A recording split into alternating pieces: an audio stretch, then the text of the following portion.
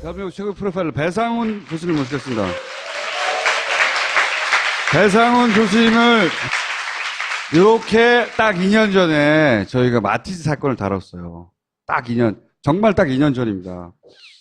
그런데 새로운 단서가 등장을 해서 그때 당시에 3회 연속으로 다뤘거든요.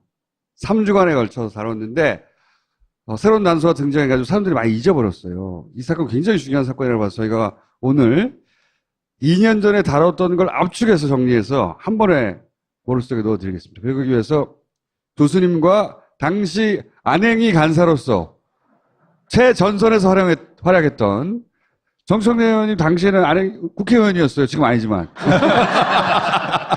그래서 제법 활약했어요. 그때 크게. 예? 새로 나온 소식이에요. 상토투성이다. 자살이 아니다. 당시는 외상이 없다고 그랬어요. 발표가. 아무런 외상이 없다.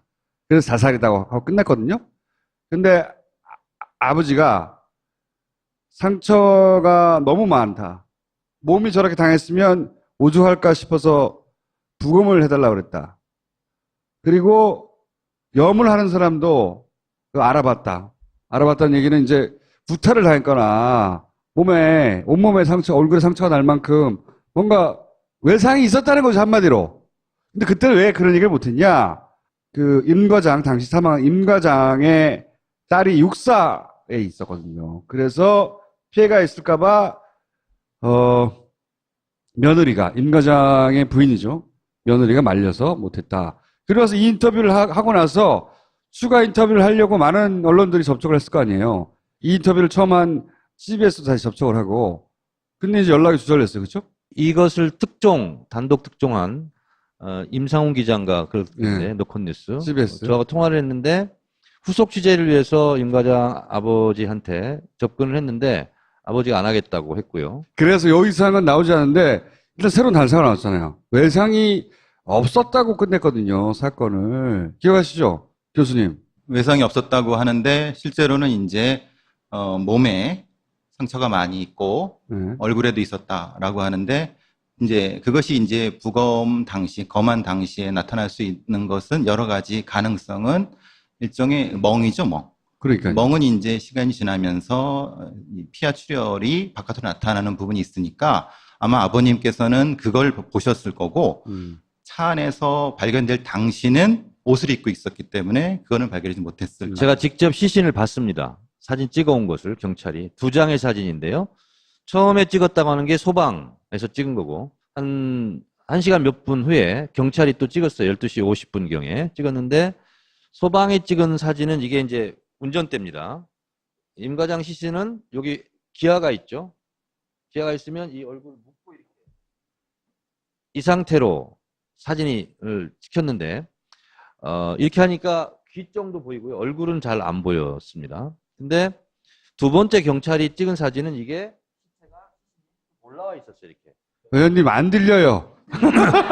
그냥 약간 올라와 있어서 옆모습 정도가 보였는데 눈, 코, 입은 보이지 않는 그런 상태의 시신 사진이었어요. 그 상태가 여러분이 보시는 초기 상태라고 보여지지만은 방송에 계속 나온 거를 유심히 보시면은 여러분도 느끼실 수가 있는 게 뭐냐면 마티즈 앞유리가 약간의 2번의 타격이 있습니다.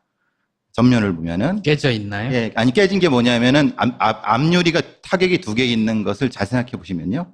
구조대가 갔어요. 근데 안에 사람이 죽었는지 살았는지 몰라요. 그러면은 유리를 깨서 안을 구조를 해야 되는 입장이잖아요. 그러면은 뒷자리에 있으면 앞유리를 깨요. 앞자리에 있으면 뒷유리를 깨요.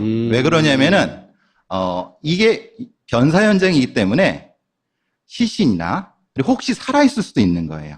그러면 상처를 줄 수 있단 말이에요. 2년 전에 다 파파에서 한 얘기인데 빠른 시간 내에 복습을 하자면 이건 앞으로 다른 매체에서 안 다룰 것 같아서 짧게만 짚고 넘어갈게요. 해킹팀이라는 프로그램을 이탈리아에서 산 거죠. 근데 이 회사 최대 주주가 미국 대사였어요. 굉장히 이상한 지점이라고 생각해서 주목했었는데 그 이후의 연관성은 몰라요. 하여튼 미국 대사예요. 제가 조사한 바에 하면. 주 이탈리아 미국 대사인가요? 아니면 그렇죠. 주 이탈리아 미국 대사가 이 회사의 최대 주주예요. 뭔가 이 미국 첩보기관하고 연결이 됐을 것 같고 뭐 어쨌든 그렇습니다. 냄새가 난다. 이것도 주목해서 볼 내용이다. 그 다음에 당시에 포탈의 네이버에서는 해킹팀을 치잖아요. 그럼 유령 해킹팀이 떴어요. 연관 검색어를 안 떴다고요. 네이버에서는 끝까지 이 사건이 흐지부지 사라질 때까지 이렇게 떴어야 되거든요. 해킹팀을 치면 국정원 해킹팀, 아이폰 해킹팀, 김원준 해킹팀 이게 정상이거든요. 사람들 이런 거 치고 있으니까. 당시에 파파이스 이걸 다뤘으니까 이런 검색어도 있었겠죠. 그래서 네이버 관련해서 우수한 얘기들 우리가 해왔지만 또 하나의 이거 누가 통제하는구만 하는 정황 중에 하나고 그냥 쳐보면 안 나옵니다. 당시 실제 해본 거 캡처한 거고요. 당시 기준으로 사건이 막 난리 났을 때 또 다른 프로그램도 사용했어. 이것뿐만 아니라 국정원이 감찰 프로그램으로 이건 뭐냐면 이때 사건이 어떻게 불거진 거냐면 해커들이 이 해킹팀 회사를 해킹을 했거든요. 그래서 그 해킹팀 회사가 관리하고 있던 메일 서버니 뭐니 통째로 다 인터넷에 올려버렸거든요. 이게 내용이 뭐냐면 국정원 팀을 만난 다음에 내부 메일로 논의됐던 내용을 쓴 거예요. 뭐냐면 우리 경쟁자들 제품에 대해서도 거론을 했다. 그게 핀피셔, NSO 그룹 어쩌고저쩌고 하면서 쭉 내용이 있어요. 그러니까 국정원이 이런 프로그램에 대해서도 거론을 했다라는 내용인데 근데 핀피셔라는 회사의 제품도 해킹을 당했어요. 그 전해에. 그때 해킹해서 뿌려버린 것 중에 하나가 뭐냐면 이 프로그램이 어느 지역에서 사용되고 있느냐 통계치 또 자료를 뿌렸거든요. 그때 한국도 있었어. 그러니까 이 해킹 프로그램도 국내에서 쓰고 있다는 거지. 국정원이. 그리고 당시에 시티즌 랩이라고 민간에서 하는 그 랩이 있어요. 그 랩에서 또 무슨 얘기를 했냐면 이제 사찰에 쓰이는 프로그램에 대한 보고서를 낸다고요. 거기에 보면 이런 장비에 대해서 뭐 설명을 해요. 근데 이런 장비가 어디서 쓰이냐 쭉 해가지고 한국에서 쓰죠. 이 장비는 원래는 트래픽 관리용인데 이거를 사찰용으로 쓴대요. 근데 이때 동시에 나왔던 것들이거든요. 그러니까 국정원이 해킹팀 프로그램만 이제 문제가 됐지만 실제 그 메일을 자세히 읽어보면 국정원은 다른 해킹 프로그램과 장비를 쓰고 있다는 내용들이 그 메일 속에도 나와요. 이게 거론이 안 돼서 다시 한번 거론해 둡니다. 뭐 한국에 쓰이고 있다. 그리고 나라텍이 이상하다. 그때 얘기했었는데 나라텍은 이 제품을 들여온 중개상입니다. 중개상인데 이것도 역시 그쪽 내부 메일 이 국정원과 미팅을 한 후에 주고받은 내부 메일이 일부 공개된 거예요. 보면 커미션을 보통 15% 20% 주는데 나나텍한테는 33%를 주라고 합의를 했다. 이상한 거예요. 생각해보세요. 중개상이 마진폭을 이렇게 많이 가져가면 제품 단가가 올라가잖아요. 국정원은 손해잖아. 근데 국정원하고 미팅했는데 이거를 용인했단 거예요. 33%. 국정원한테 불리해지는 건데 왜 국정원이 중간상의 커미션을 챙겨줍니까? 높게? 그러니까 나나텍이 수상하다. 이거 실제 회사가 아니라 뭐랄까 프론트 회사, 예? 위장 회사 아니냐? 자 여기서 이제 본론으로 들어가서 주변부 이야기지만 딴 데서는 안 다루잖아요. 우리는 2년 전에 다뤄놨거든. 다시 리마인드 합니다. 자살 이상한 좀 보죠. 신고 의원님이 지적하신 부분이기도 합니다. 신고가 되게 이상해요. 신고 시간이 1차 10시 16분 용인 동부서 파출소에 가서 집에서 5km 떨어져 있는 곳에 하죠. 임 과장은 보통 8시 이전까지 출근해야 합니다. 보통 7시 45분에서 50분경에 국정원이 도착했습니다. 그리고 감찰 중이었습니다. 근데 감찰을 받던 도중에 이런 사고가 났는데 8시 40분경에 임 과장은 국정원 제3차장 소속입니다. 국정원 제3차장이 8시 40분경에 국정원 부하한테 오더를 내립니다. 119로 신고하라고 해라. 이런 일이 있으면 112에 신고해야 돼요. 근데 여차저차 해서 어쨌든 임 과장 부인은 자기 집 아파트 정문에서 100m도 안 떨어진 눈으로 보여요. 바로 용인의 동부경찰서에 가서 신고하지 않고 5km를 운전해서 동백 소방파출소에 가서 신고를 합니다. 전화도 아니에요. 방문 신고를 했어요. 동백파출소 소방대원들이 이거는 옆에 경찰파출소에 신고하는 겁니다. 그래서 그때 옆에 건물에 있는 경찰 파출소에 가서 경찰에도 신고를 하는 겁니다. 나중에 취소하고 그런- 막 그러지만. 취소를 하는데 자기가 남편이 갈 만한데 한번 가보려고요. 이렇게 하고 취소했어요. 다시 신고를 합니다. 취소를 했는데 접수가 안 된 것 같다. 접수가 안 된 것 같다고 다시 전화해서 다시 취소해달라고 전화를 해요. 여기서 이상한 점은 취소가 안 된지를 어떻게 알죠? 경찰 내부에서는 알 일을. 근데 취소가 굉장히 중요했던 거예요. 그 5차 내용은 이렇습니다. 취소했는데 아직 경찰은 접수가 안 됐다고 해서 다시 112에 해달라고 해서요. 취소를 했는데 취소가 접수가 안 됐다는 건가요? 네, 그럼 취소하시나는 얘기죠? 네네, 취소해요. 이렇게. 11시 51분에 다시 신고를 하죠. 자, 근데 요때는 소방이 현장에 도착한 20분 후입니다. 이미 발견했어요, 이때는. 11시 27분, 8분에 도착을 해서 발견을 했어요.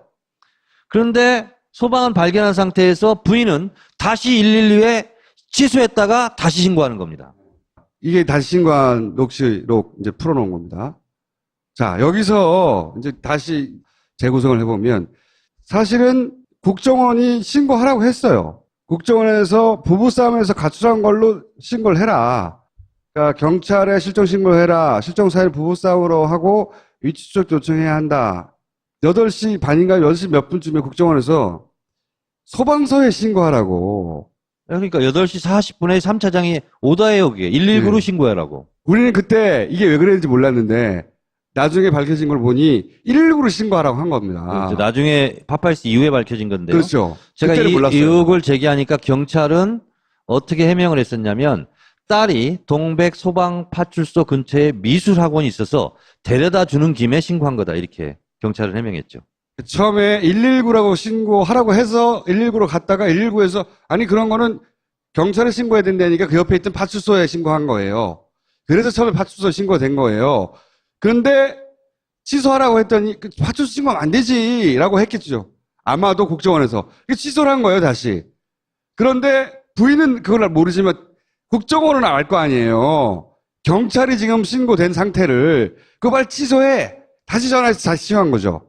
일은 그렇게 된 거라고 봅니다. 그러고 나서 찾고 나서 찾았어 이미 다. 소방서에서 출동해가지고 찾고 나서 경찰에 그때서야 신고하라고 다시 연락이 재신고를 한 거죠. 전후 사정이 맞아야 되니까 어쨌든 신고한 것으로.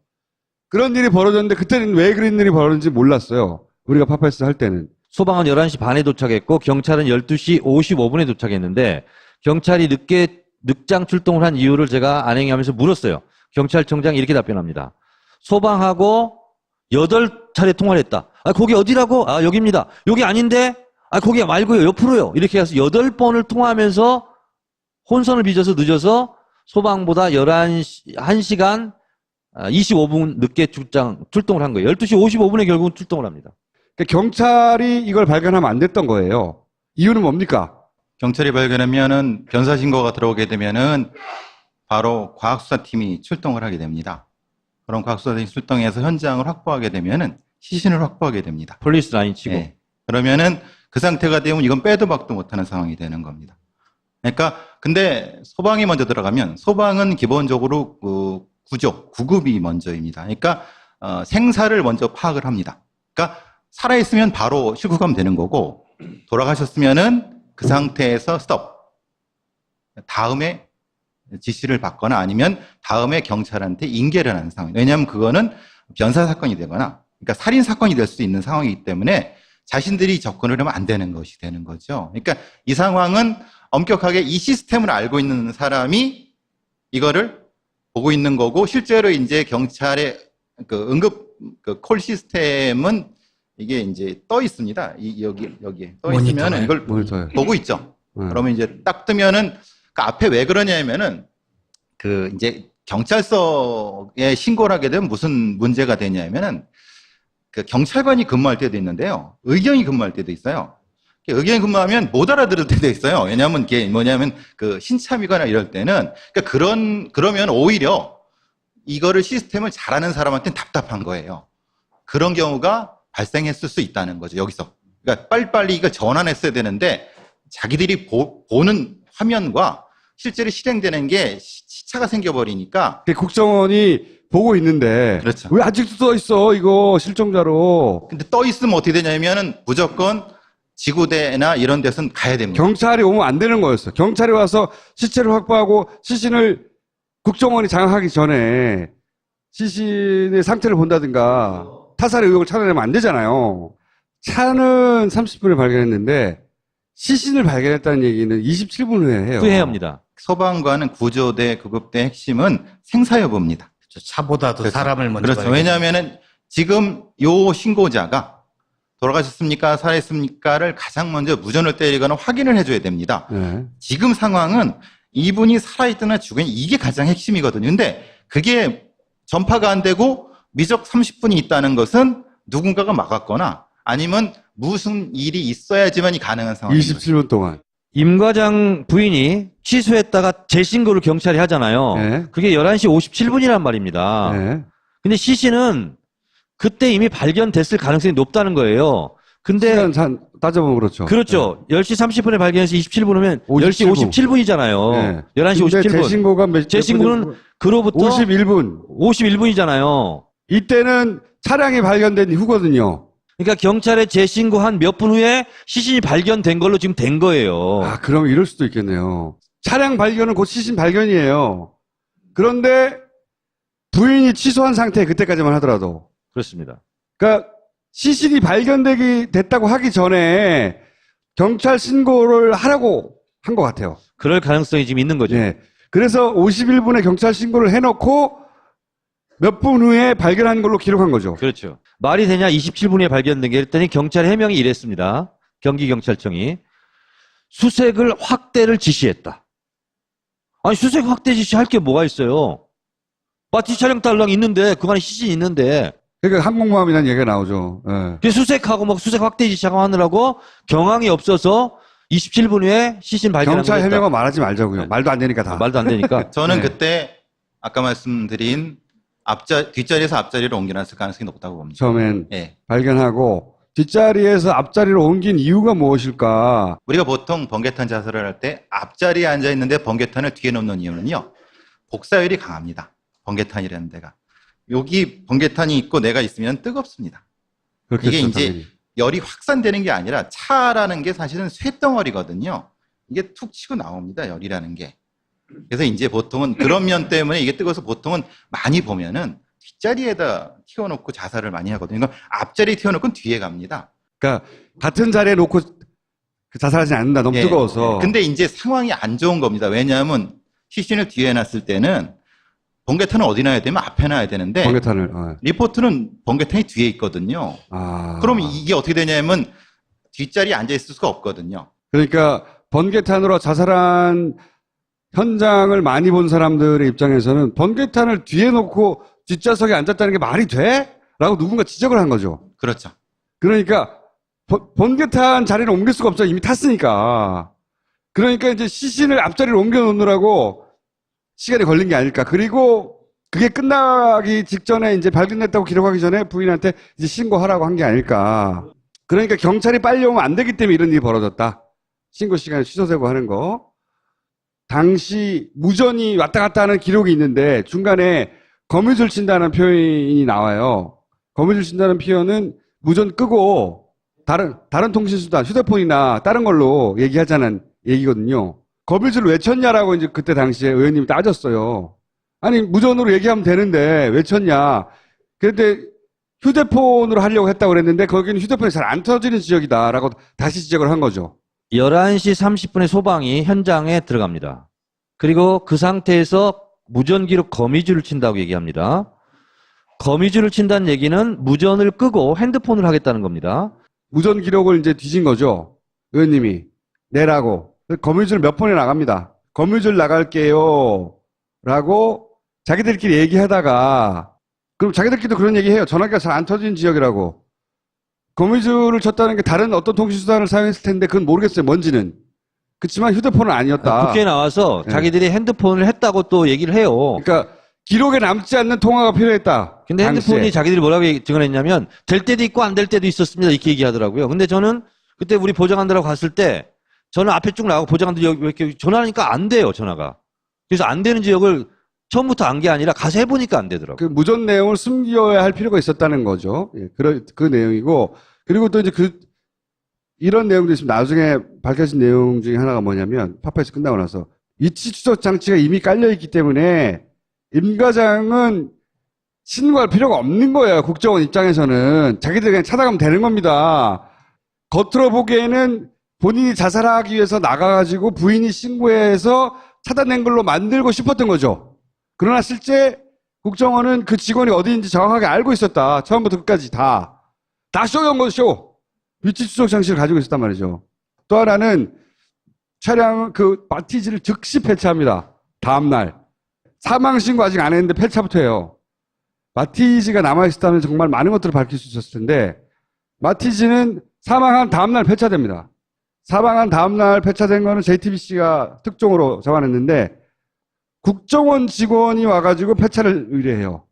폐차한 업체는 국정원 거래처였고, 그리고 이제 그 국정원 직원이 와가지고 매부라고 하면서 뻥치면서 했다는 거. 뉴스가 포탈에 특종이 나면 올라오죠, 기사가 바로바로. 혹은 생중계 칸도 있고. 요 기사는 안 나옵니다. 그때. 그렇게 포탈에 노출이 안 돼요. 그래서 찾아보면 이런 댓글이 달려있어. 왜 이게 댓글이 하나도 없냐, 묻혀있냐? 기사를 찾을 수가 없어. 이 기사는 숨겼어요, 그때 당시에. 그 기사가 보도되는 건 막을 수 없었는데, 포탈로 퍼지는 건 막았어요. 기사를 숨겨버렸어요, 그때 당시, 이 기사는. 그리고, 아까 얘기했지만, 좌석 변경됐다는 게 있었고, 그죠? 그 다음에, GPS 값이 변경됐다는 얘기도 한번 나옵니다. 소방도 10시 17분에 위치 추적을 했으면 길어봤자 20분이면 도착해야 됩니다. 그러니까 10시 37분이면 도착해야 되는데 11시 30분에 도착합니다. 1시간 늦어요. 그 이유가 바로 이거예요. GPS 값이 변경됐다. 다시 말해서 산 77번지로 치고 갔는데 못 찾았다는 거예요. 사망 지점은 화산이 34번지예요. 아까 제가 얘기했죠? 외길로 연결돼가지고 화산이 34번지든 산 77번지든 그냥 치면 가는 거예요. 둘 중에 아무 데나 가면. 근데 이것 때문에 혼선이 있었다고 하면서 결국은 위치 추적한 다음에 1시간 20분 만에 도착을 하는 겁니다. 차량 발견 시간 30분인데 27분 후에 차 발견 즉시 CC 나와야 되는데 27분에 CC 발견했다고 보거든요. 이게 말이 안 되고, 용인소방서가 아닌 경기도 재난안전본부에 출동을 했다. 이것도 이례적이고, 그 관할에서 와야 되는데. 왜냐하면 당시는 소방은 40대 남성이거든요. 예. 성명미상의 남성인데 신고는 40대 성명미상이기 때문에 특별히 경기도 재난본부에서 올 필요가 없는데, 동네에서 가면 되는데 재난본부에서 왔다는 거예요. 자, 그리고 아까 얘기했듯이 5km 떨어진 파출 신고했고, 진입 초기 28분 동안에 CCTV가 없다. 제가 고민 들었던 건 저겁니다. 그 시체 강직 문제인데요. 시체 강직이 그 의원님 말씀하신 것처럼 너무 뜨거든요. 그러면 만약에 임 과장이 거기서 죽었을까? 그러니까 사람이 죽게 되면은 어느 시간 이후에 시체가 굳습니다. 왜냐하면 피가 안 돌기 때문에 사후 강직. 사후 강직이 되는데, 사후 강직 이후에 이제 시체 강직에 풀립니다. 왜냐하면 이게 이제 썩기 때문에. 근데 그 시간이 거의 의학에서는 큰 차이가 없습니다. 물론 온도에 따라서 있지만, 근데 너무 여기서 사망 시간과 발견 시간 사이에 너무 이게 좁다는 겁니다. 그러면 제가 조금 상상을 한번 해봤습니다. 이 두 가지 섞어보면은, 다른 곳에서 만약에 임 과장이 돌아가신 다음에 어떻게 옮겼을까? 여기로. 당시 사망 추정 시간 2시간 전이라고 발표한 것보다 훨씬 더 전에 사망했을 것 같다. 우리가 보통 이제 밝은 날에 시체를 일반 차로 옮길 수 있을까? 그래서 이게 간덩어리가 붙지 않는 한 사실 힘들다고요? 그렇죠. 제일 쉬운 방법이 뭘까? 제가 고민을 했어요. 앰뷸런스 아니에요? 그렇죠. 자, 더 놀라운 것은 화산리 버스 정류장이 차가 돌아다니는 2차선이고 거기서 샛길로, 산길로 올라가서 한 1km 정도 가야 그 마티즈 차량 발견된 지점인데 진입을 합니다, 이제. 마티즈 차량 있는 대로. 마티즈 차량에 진입하는 순간부터 역으로 전 28분 폐쇄로 동영상이 면도칼로 잘라진 것처럼 사라집니다. 이건 우리 파파이산 이후에 우리 국회에서 따졌을 때 나온 일입니다. 27분이 없댔잖아요. 앰뷸런스가 도착하고 나서 초기에 27분 CCTV가 없다는 얘기를 한 거예요. 자, 그런데 문제는 며칠 전에 JTBC 특종을 한 것이 뭐냐면 임 과장이 마지막으로 문자 메시지를 보내다가 중단하다가 끝난 것이 사망 당일 7월 18일 1시 30 몇 분이에요. 23분. 새벽에, 새벽. 23분인가요? 예. 자, 그러면 그때 그리고 이 문자를 다 보내요. 자, 그리고 마티즈는 6시 23분에 마지막으로 찍혀요. 그러면 이게 불과 몇 시간이냐면 5시간이에요. 핸드폰을 문자를 보내다가 안 보낸 시간과 마티즈 차량이 발견된 게 6시 23분이거든요. 아, 저기 CCTV 찍힌 게. 예. 그렇죠. 예. 그럼 5시간 차이거든요. 문자 보내려고 하는 거하고 네. 마티즈 마지막 발견된 거하고. 그러니까 이상하다는 거예요, 저는. 근데 마티즈 차량을 발견하고 사망을 했다라고 그 소방이 확인한 것은 11시 30분부터 그로부터 한 25, 6분 후예요. 그러면 그때 죽은 건 아닐 거 아니야. 사후 강직이 나타났으면 11시 반 적어도 몇 시간 전, 서너 시간 전. 그게 그런데 6시 23분 경이라는 거예요. 부친이 확인한 몸에 난 상처, 그리고 이동한 CCTV에 찍힌 걸 봤을 때 다른 작전팀이 이미 도착해 있어갖고 임 과장을 설득 겸 압박을 하다가 어떤 이유 때문인가 사망하게 됐거나, 그 이제 뭐 만약에 자살하지 않았다고 하면은 이게 의원님의 그 시간대고, 제가 보기에는 조금 더 다른 거면은 사고 강직을 좀 넓게 보면은 오히려 그 장소 자체는 트릭이다. 앞쪽에 다른 부분이 있어야 된다. 왜냐하면 사고 강직이 너무 범위가 넓어요. 넓어갖고 이게 그렇게 할 수 있을까라는 고민이 지금 드는 거고요. 아까 또 지금 두 가지가 걸리는 거는 의원님 말씀하신 두 가지 걸리면 CCTV랑 이제 현대카드로 확인했던 3,480원짜리로 카드로 긁은 마트에서 산 부분이 또 있는 거죠. 두 가지가 지금 제 가설에는 걸리는 부분이 있습니다. 그리고 차량을 봤더니 이제 첫 번째 도착한 소방장의 지문은 없고 두 번째 도착한 소방장의 지문만 있더라. 소방이 진출해서 처음에 마티 차량 문을 연 사람은 신모 소방장이고 두 번째 문을 연 사람은 권모 소방장인데 첫 번째 문 연 사람 지문은 없습니다. 두 번째 문 연 권모 소방장 지문만 있습니다. 그리고 식별이 가능한 게 권모 소방장이고요. 또 임 과장 지문입니다. 2개예요. 나머지 확인되지 않는 쪽지문이 17개가 있어요. 자, 쪽지문은 확인할 수 없다. 그래서 수사를 안 했습니다. 근데 여러분 며칠 전에 뉴스 기억나십니까? 태완이법 2부에 그 살인에 대한 공소시효가 없어져서 쪽지문으로 범인을 잡았다. 한 일주일 전 뉴스가 나오죠. 쪽지문이 17개가 있었어요. 근데 이거 수사하지 않습니다. 자, 유서도 이상했어요. 유서 보세요. 사찰은 전혀 없었습니다. 자살하지 말아야지. 유서에는 자살의 이유가 없어요. 문제가 없고 사찰한 적도 없고 그런데 자살합니다. 자료를 삭제했습니다. 임 과장은 삭제 권한이 없어요. 4급 이하는 삭제 권한이 없다. 여기 나중에 또 보도된 내용이고 저의 부족한 판단이 저질린 실수였습니다. 사오고 운용한 전체가 자기 단독의 판단이었다는 거예요. 다 뒤집어 쓰고 간 거거든요. JTBC에서 어제 특종이 뭐냐면 그저께 특종이 뭐냐면 네가 승진하는데 이거 사오고 구매하고 한 것이 승진의 고가에 매우 유리하기 때문에 그거 반드시 네가 써 넣어라 하고 윗선에서 지시가 내려옵니다. 실제 또 김병기 의원이 이런 얘기를 해서 4급 직원은 업무를 위임받아 처리할 정결 권한이 없다. 이거는 국정원 인사과에 계셨던 분의 얘기예요. 그러니까 혼자 사와서 혼자 일을 저질렀고 문제가 돼서 삭제했다. 이게 당시에 발표였거든요. 국정원에. 다 뻥인 거죠. 그리고 유서같이 감사합니다예요. 자기가 죽는데 뭐가 감사해요. 유서들이 쭉 나가다가 잘 보세요. 다 칸이 이렇게 다 맞는데 여기 칸이 틀려져요. 이렇게. 그리고 꺽쇠가 들어갑니다. 국정원이 하다가 꺽쇠 직원이. 이거를 이 칸대로 썼어봐요. 저 줄이 이 없어야 되는 겁니다. 요 앞줄 선대로 썼어봐요. 이 꺽쇠가 들어갈 자리가 없어요. 여기에 꺽쇠 넣어서 이 단어를 삽입할 줄 어떻게 알아요, 자기가? 어떻게 알고 미리 칸을 위로 올립니까? 이거는 누가 써준 걸 보고 쓴 거예요. 그래도 요 부분을 요렇게 꺽쇠로 쳐냈으니까 요 공간을 마련하기 위해서 위로 올린 거예요, 글을 쓰게. 국자를 쓸 때는 직원을 꺽쇠로 넣을 걸 몰라야 되는 거야, 자기는. 다른 데는 줄이 다 맞는데 여기만 요렇게 삑 올라가요, 이렇게. 일찍이 제가 주장했던 게 뭐냐면 어떤 의혹을 제기했냐면 이건 유서라기보다는 혹시 국정원에서 쓴 자술서가 아닐까? 그리고 그것이 유서로 둔갑한 것은 아닐까라고 첫 장. 제가 의혹을 제기한 바 예, 있습니다. 여기까지가 의원님 말씀이 맞습니다. 뒤쪽은 가족에 대한 건데 그렇죠. 여기까지는 의원님 말씀. 저도 이게 자술서나 아니면 무엇인가라는 네. 겁니다. 자살을 하는데 딸에게 사랑한다 하트 3개 막 그리고 지금 자살할 아버지예요. 하트를 3개 그려놨어요. 써준 거다. 누가. 그리고 본인이 진짜로 죽는다고 생각하지 않았다 당시에는. 라고 생각한다라고 말하세요.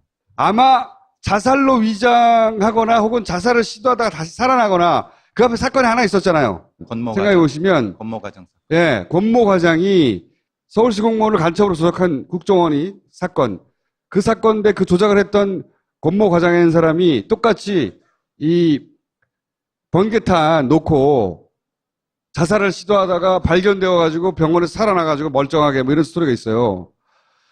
그 모델대로 하자고 설득한 게 아니었을까. 그때 기소를 피했죠. 그래서 네. 예.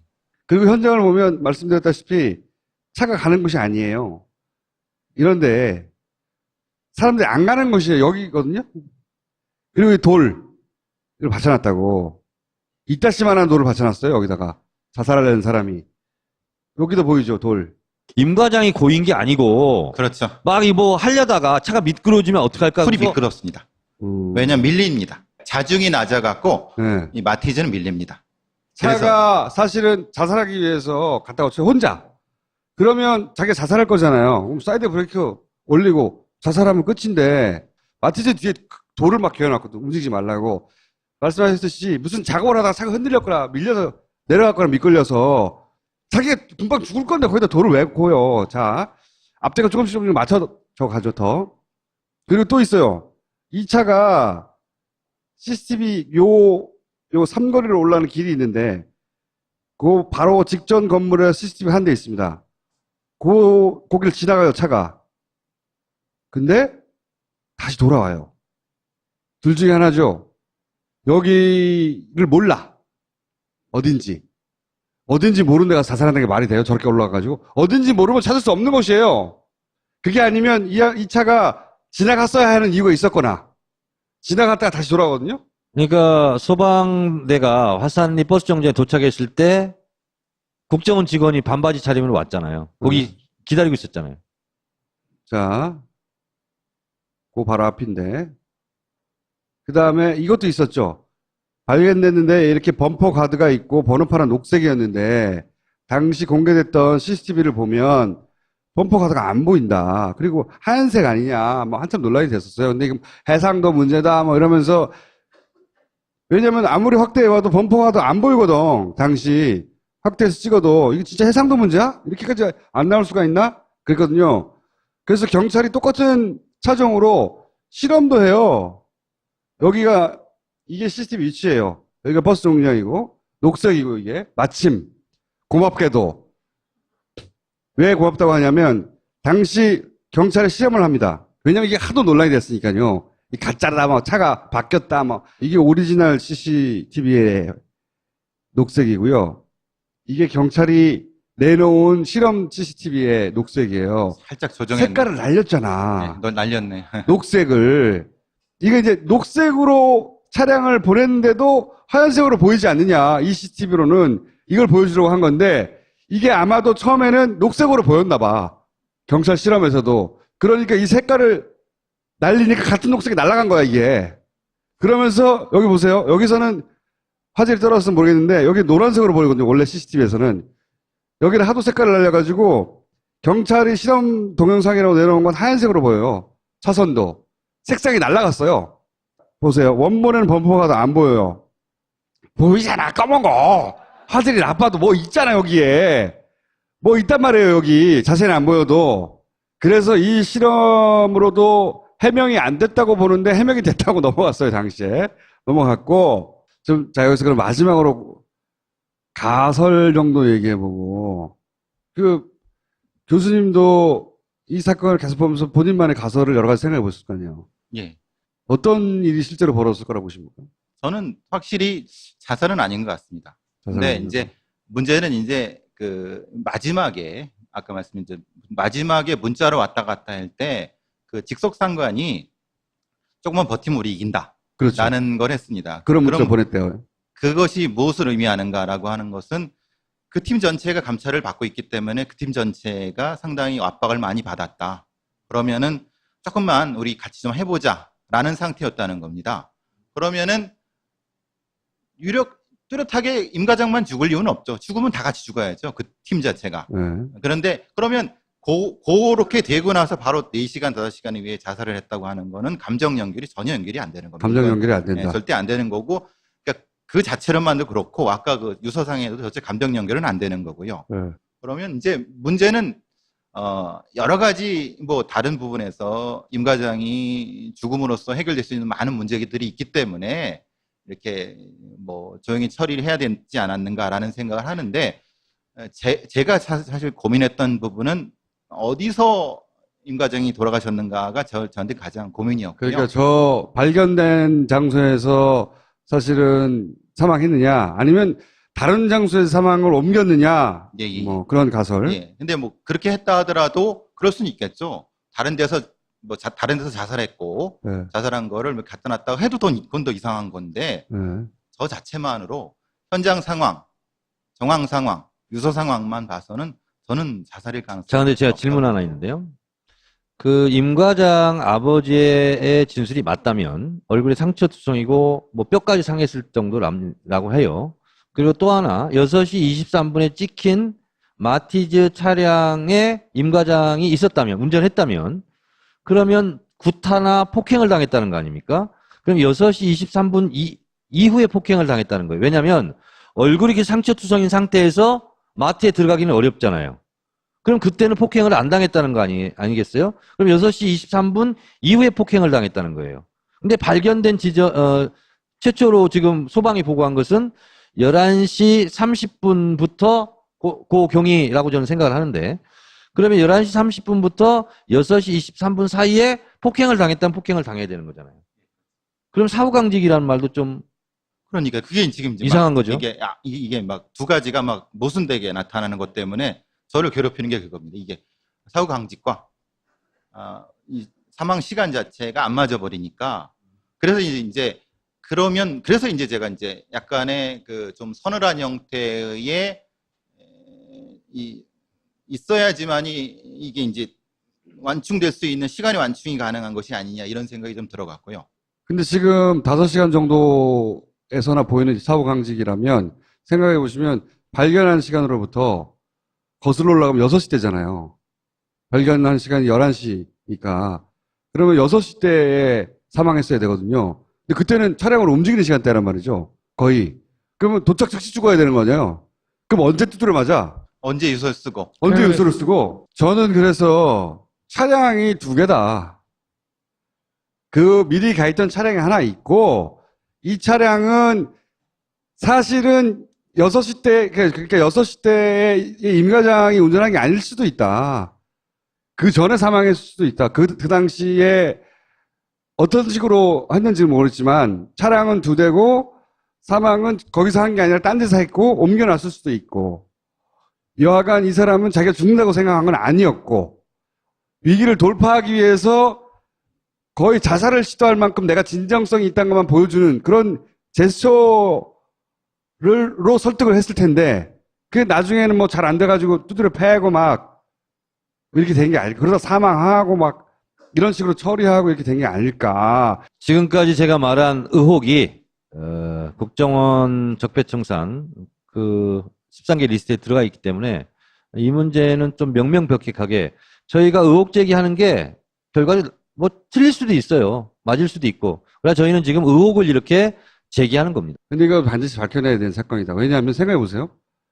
국정원에 다니는 직원도 만약에 그 죽음에도 연루됐다고 생각해 보세요.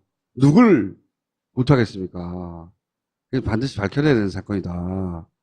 진짜 무서운 사건이고, 반드시 밝혀내야 되는 사건이다. 그래서 꼭 짚어줍니다, 한번. 자, 오늘 여기까지 하겠습니다. 감사합니다. 고맙습니다. 탐정 플러스 스토커? 법률 스토커? 희한한 그룹입니다. 셜록의 이명선 기자를 모시겠습니다.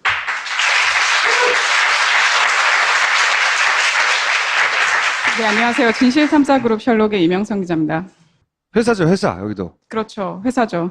셜록. 이제 막 만든 지 반년 정도밖에 안 됐기 때문에. 네, 셜록 홈즈에서 따온 거죠, 그죠? 네, 저희가 해결을 목적으로 하고 있기 때문에 네. 셜록이라는 이름을 지었습니다. 또 왓슨은 어딨나요? 왓슨의 후원자분들을 저희가 왓슨으로 부르고 있거든요. 여기에 다 이제 예비 왓슨 분들이 앉아 계시다고 생각하고 있습니다. 자, 이 사건, 이 셜록이라고 하는 그룹에서, 회사에서 추적하고 있는 사건 중, 뒤를 따라가고 있는 사건 중에 하나가 뭐냐면, 국정원이 고리대금업자 역할을 하고 있다. 이게 무슨 얘기냐?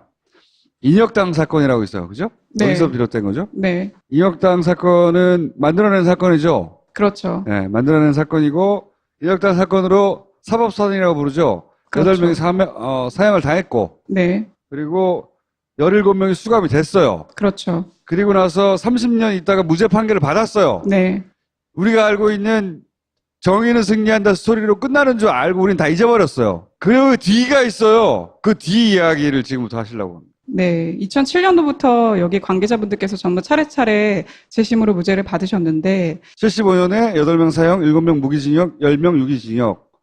그래서 의문사 진상규명을 위해서 인혁당은 고문조작으로 조작된 사건이라고 했어. 네, 이 이후에 손해배상 청구를 해가지고 이겼어요. 그렇죠. 이겨서 그래서- 이제 끝난 거잖아. 배상금 65%가 집행되고, 네. 얼마씩 받았죠, 대략? 총 491억 원 정도 받으셨고요. 65% 가집행 금액이 그렇습니다. 근데 이제 그 이후에 대법원이 판결을 뒤집으면서 280억 원가량만 판결 금액을 인정하고 나머지 금액을 토해내라고 한 거죠. 그렇기 때문에 갑자기 채무자 신세가 돼버린 겁니다. 그러니까, 77명이 승리를 했고, 그죠? 관련된. 저기 77명은 사형수 가족분들은 아니고요. 무기수, 유기수 가족분들입니다. 네. 그 사형수 가족분들은 이미 노무현 정부 때 전부 다 그 승소하시고 배상금까지 받아서 확정 판결 저기에서 승소했다는 의미는 국가가 국가폭력에 의한 희생을 인정을 하고 거기에 대해서 우리가 보상을 국가가 한다. 손해보상을 하는 그렇죠. 거죠. 손해배상. 네. 네, 그런데- 1심 승소를 한 건데. 그런데 사망하신 분, 사형당한 분들은 노무현 정권 시절에 끝났잖아요. 모든 게. 근데 이 살아남은 분들의 유가족들, 이 정권이 바뀝니다, 이때.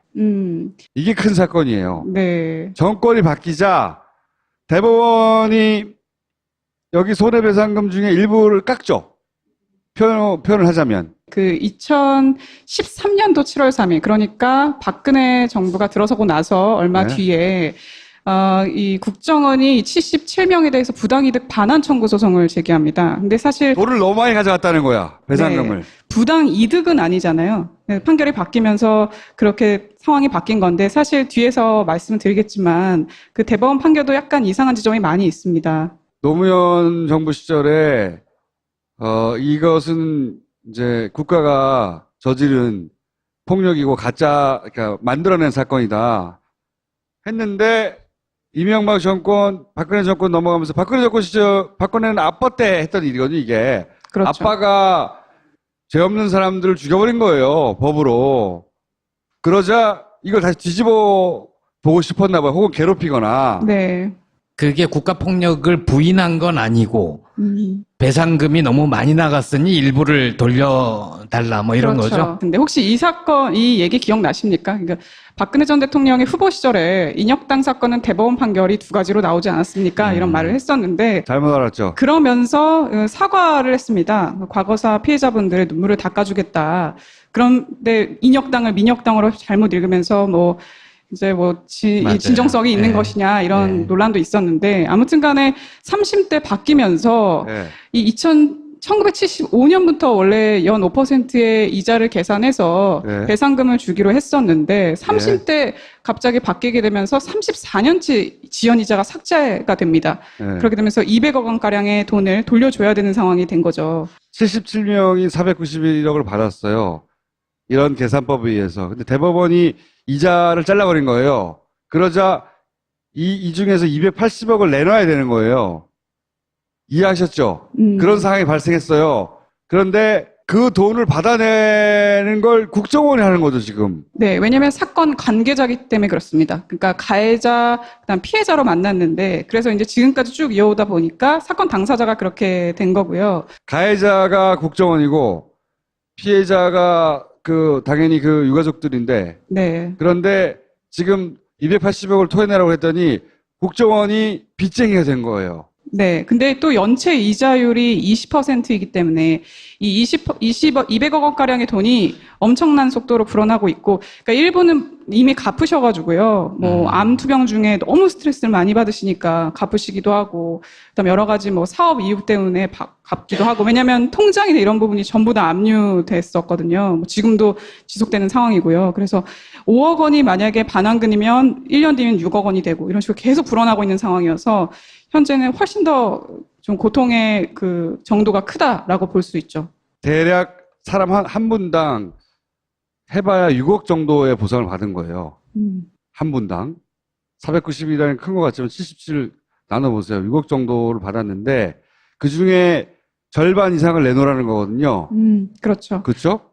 그러니까 그것을 뭐 쓴 분도 있을 것이고 그럴 수 있잖아요. 근데 그 중에 인당 한 3억 정도를 내놓으라는 거예요, 거의.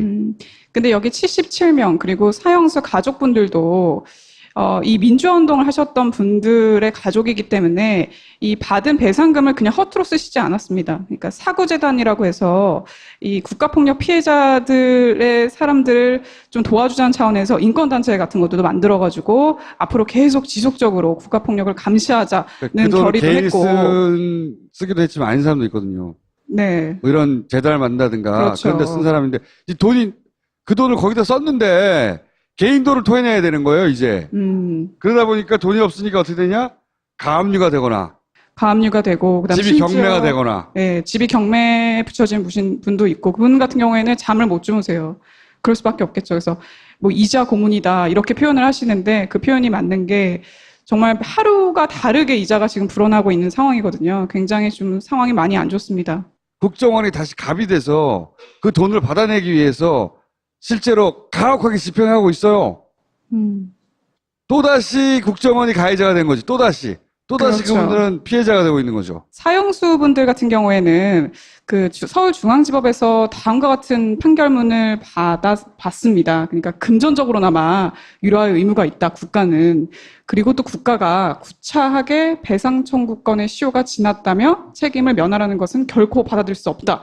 이렇게 2007년도에 받았는데 네. 같은 사건인데 무기수, 유기수 판결은 4년 만에 바뀝니다. 장기간의 세월이 경과됐으니 그 사이에 통화 가치도 변했으니 상당한 변동이 됐으니 이 지연 손해금을 그 불법 행위가 있었던 1975년부터 계산할 수 없다는 겁니다. 같은 사건인데 4년 만에 판결이 바뀐 거죠. 그래서 변론 종결 당일로부터 발생한다고 그렇죠. 봐요. 2009년부터 계산해야 된다. 이런 주장을 하고 말이 있는데요. 돼요, 이게? 바뀐 거라고는 정권이 바뀐 거밖에 없어요. 그렇습니다. 그 사법권이라는 건 사실 독립성이 가장 중요하지 않습니까? 근데 이거만 봐도 독립성이 굉장히 많이 훼손됐다는 생각을 할 수밖에 없죠. 보통 저런 중요한 역사적인 판결은 이전의 판례, 이게 되게 오랫동안 네. 하나의 규범이 돼서 지속이 되는데 네. 박근혜 정부의 대법원이 그 이전 걸 뒤집어 버린 거죠. 그렇죠. 되게 중요한 말씀 하셨는데, 원래 대법원에서 판례를 뒤집으려면 전원 합의체가 모여서 이 투표를 통해서 절반 이상이 이제 승인을 해야 바꿀 수 있는데, 그런 거 없이 소부가 결정을 했거든요. 그러니까 그런 것도 좀 법리적으로 문제가 될 수 있을 것 같고요. 그리고 사실심에서 다시 다투어야 되는데, 만약에 이렇게 민감 그 위자료 책정이 조금 기준이 달라지면, 그런 거 없이 그 3심에서 파기 재판을 하게 된 거죠. 그러니까 이 피해자들이 소구할 수 있는 다시 한번 기회를 박탈하고 대심에서 그 대법원에서 판결했기 때문에 그 부분도 굉장히 피해자분들이 억울해하십니다. 그러니까 저걸로 끝이잖아요. 어디 가서 더 따져보거나 그렇죠. 네. 뭘 할 수가 없잖아요. 그렇죠. 네. 아, 이런 말이 됩니까, 이게? 사실 그 고통이 자식 세대까지 지금 이어져 온 상황이나 다름없는 거거든요. 고통의 세습이라는 제가 표현을 썼었는데 되게 만나다 보면 마음이 많이 아픕니다, 정말. 박근혜의 감정이 실린 것이고 국정원의 감정이 실린 거죠. 그래서 이자 연체 이자를 20% 매겨가지고 돈을 못 내는 사람들이 있으면 경매에 처해졌다면서요, 실제. 그렇죠. 네. 말이 안 되잖아요. 그런 일이 벌어지고 있다. 어떻게 해야 돼? 지금 뭘 어떻게 하고 있어요, 그래서? 사실 피해자분들께서는 그냥 국정원이 그 권리를 그냥 내려놓는 게 가장 좋다라고 생각을 국정원이 하시는데. 그걸 돌려받을 권리를 포기해라. 그렇죠. 이게 법률적으로 판결이 나버렸기 때문에 그렇죠. 맞습니다. 어디 가서 호소할 데가 없는 거, 이 사람은. 박근혜 시대에 법원이 이걸 결정해버렸기 때문에 이렇게. 세상이 바뀌고 정권이 바뀌고 국정원이 바뀌었는데 그런 변화는 없나요? 뭔가 좋은 분위기는 없나요? 아직까지는 구체적으로 뭔가 나오는 신호 같은 건 없지만 그래도 좀 기대감이 컸죠. 예. 피해자 선생님들 같은 경우에도 정말 뭐 매일같이 촛불을 들고 광화문에 나가셨다고 해요. 너무 절박한 마음에 네. 바꿀 수 있는 여지가 없으니까. 이분들은 법에 호소할 수도 없어요. 정치적으로 풀어야 되는 거지 법으로는 다 끝나버린 법이 거죠. 이렇게 판결을 종결된 거죠. 내버렸으니까. 법을 해도 소급 적용하기가 그렇게 쉽지는 않잖아요. 네. 예. 그래서 굉장히 좀 난감한 상황입니다. 그래서 어떻게 해야 되는 거야?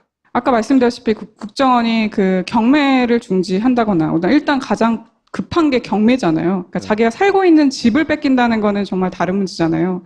뭐 압류가 됐고 통장이 막히고 이러면은 어쨌든 당장은 굶고 쫓겨나는 건 아니지만 근데 경매가 붙여지게 되면은 아예 쫓겨나서 길거리에 나가는 상황이기 때문에 우선 그 경매 붙여진 피해자분들에 대해서만이라도 조금 좀 상황을 정리해 주셨으면 좋겠다라고 지금 사구대단 경매라도 쪽에서도 중지시키고 법률적으로 안 되면 정치적으로 풀어서 이 정권 하에서 이분들이 이미 몇 년째 고통받고 있는데 이자가 많다고 이자를 없애놓고 이제 연체 이자율을 20%나 받는 그러니까요. 거는 굉장히 좀 부담. 괴롭히려고 한 거죠. 인혁당 네. 사건의 그 후에 그 자손들조차 철저히 괴롭히려고 하는 거죠.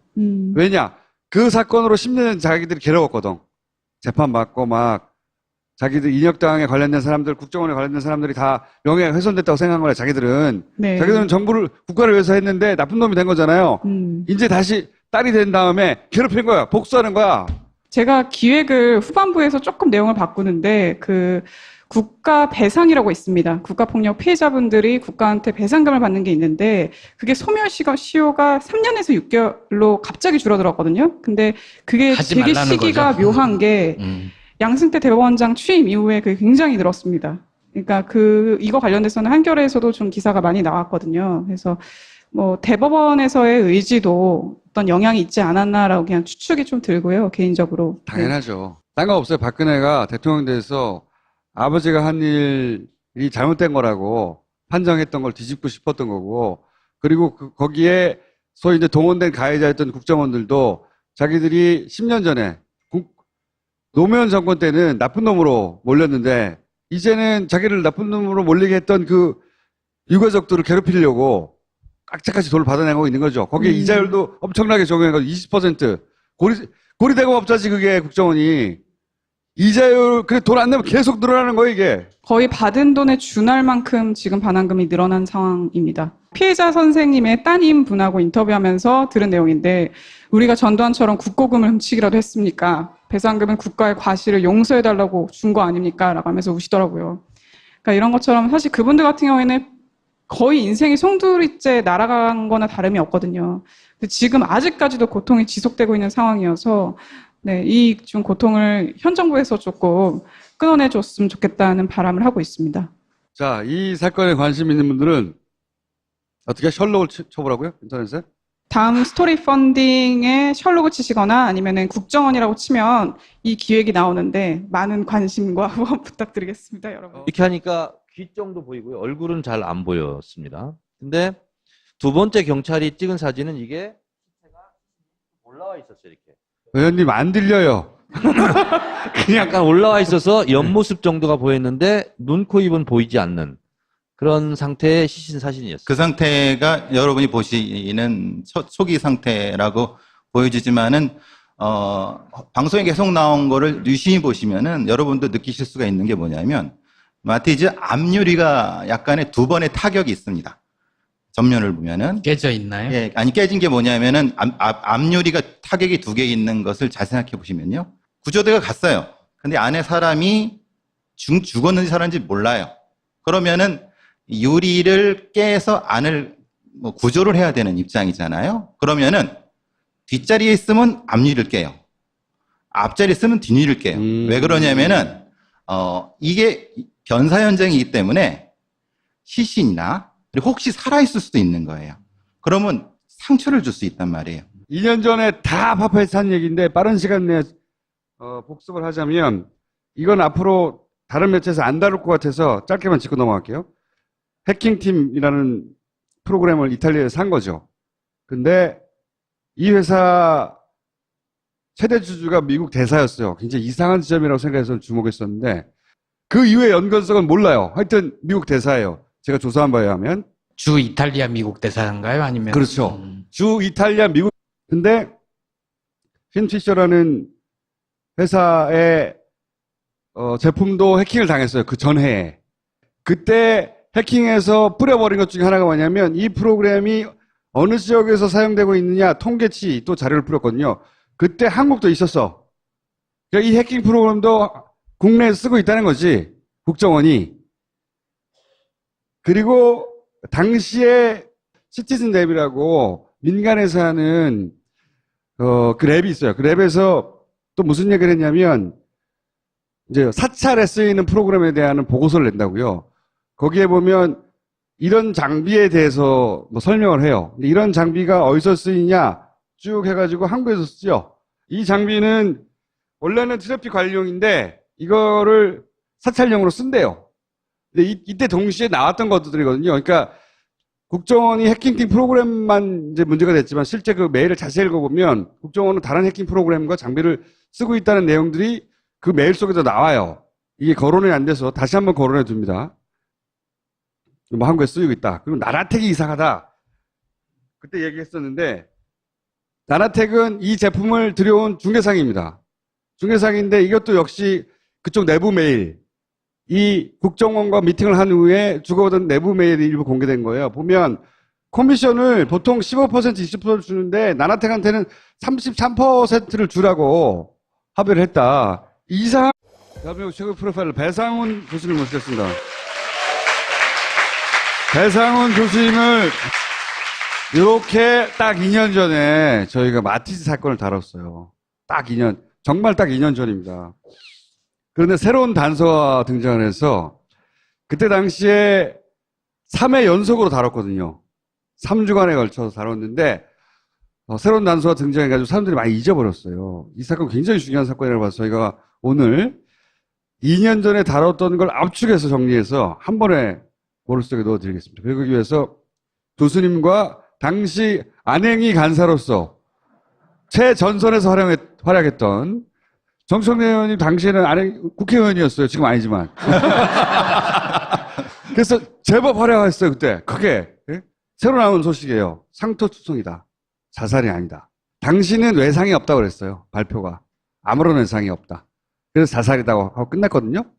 근데 아버지가 상처가 너무 많다. 몸이 저렇게 당했으면 오죽할까 싶어서 부검을 해달라고 그랬다. 그리고 염을 하는 사람도 알아봤다. 알아봤다는 얘기는 이제 구타를 당했거나 몸에, 온몸에 상처, 얼굴에 상처가 날 만큼 뭔가 외상이 있었다는 거죠, 한마디로. 근데 그때는 왜 그런 얘기를 못했냐? 그 임과장, 당시 사망한 임과장의 딸이 육사에 있었거든요. 그래서 피해가 있을까봐 미국 대사가 이 회사의 최대 주주예요. 뭔가 이 미국 첩보기관하고도 연결이 됐을 것 같고, 뭐 어쨌든 그렇습니다. 냄새가 난다. 이것도 주목해서 볼 내용이다. 그 다음에 당시에 포탈의 네이버에서는 해킹팀을 치잖아요? 그럼 유령 해킹팀이 떴어요. 연관 검색어를 안 떴다고요. 네이버에서는 끝까지. 이 사건이 흐지부지 사라질 때까지. 이렇게 떴어야 되거든요. 해킹팀을 치면 국정원 해킹팀, 아이폰 해킹팀, 김원준 해킹팀. 이게 정상이거든요. 사람들 이런 거 치고 있으니까. 당시에 파파이스 이걸 다뤘으니까 이런 검색어도 있었겠죠. 그래서 네이버 관련해서 우수한 얘기들 우리가 해왔지만 또 하나의 이거 누가 통제하는구만 하는 정황 중에 하나고 그냥 쳐보면 안 나옵니다. 당시. 실제 해본 거 캡처한 거고요. 당시 기준으로. 사건이 막 난리 났을 때. 또 다른 프로그램도 사용했어. 이것뿐만 아니라 국정원이 감찰 프로그램으로 이건 뭐냐면 이때 사건이 어떻게 불거진 거냐면 해커들이 이 해킹팀 회사를 해킹을 했거든요. 그래서 그 해킹팀 회사가 관리하고 있던 메일 서버니 뭐니 통째로 다 인터넷에 올려버렸거든요. 이게 내용이 뭐냐면 국정원 팀을 만난 다음에 내부 메일로 논의됐던 내용을 쓴 거예요. 뭐냐면 우리 경쟁자들 제품에 대해서도 거론을 했다. 그게 핀피셔, NSO 그룹 어쩌고저쩌고 하면서 쭉 내용이 있어요. 그러니까 국정원이 이런 프로그램에 대해서도 거론을 했다라는 내용인데 며느리가 임 과장의 부인이죠. 며느리가 말려서 못했다. 그래서 이 인터뷰를 하고 나서 추가 인터뷰를 하려고 많은 언론들이 접촉을 했을 거 아니에요. 이 인터뷰를 처음 한 CBS도 다시 접촉을 하고 근데 이제 연락이 두절됐어요. 그렇죠? 이것을 단독 특종한 임상훈 기자인가 그런데 노컷뉴스 CBS. 저하고 통화를 했는데 후속 취재를 위해서 임 과장 아버지한테 접근을 했는데 아버지가 안 하겠다고 했고요. 그래서 여기서 한 건 나오지 않는데 일단 새로운 단서가 나왔잖아요. 외상이 없었다고 끝냈거든요. 사건을. 기억하시죠? 교수님. 외상이 없었다고 하는데 실제로는 이제 몸에 상처가 많이 있고 네. 얼굴에도 있었다라고 하는데 이제 그것이 이제 검한 당시에 나타날 수 있는 것은 여러 가지 가능성은 일종의 멍이죠, 멍. 그러니까요. 멍은 이제 시간이 지나면서 이 피하 출혈이 바깥으로 나타나는 부분이 있으니까 아마 아버님께서는 그걸 보셨을 거고 차 안에서 발견될 당시는 옷을 입고 있었기 때문에 그거는 발견하지 못했을 제가 직접 시신을 봤습니다. 사진 찍어온 것을 경찰이 2장의 사진인데요. 처음에 찍었다고 하는 게 소방에서 찍은 거고 한 시간 몇 분 후에 경찰이 또 찍었어요. 12시 50분경에 찍었는데 소방이 찍은 사진은 이게 이제 운전대입니다. 임 과장 시신은 여기 기아가 있죠. 기아가 있으면 이 얼굴 묶고 이렇게 이 상태로 사진을 찍혔는데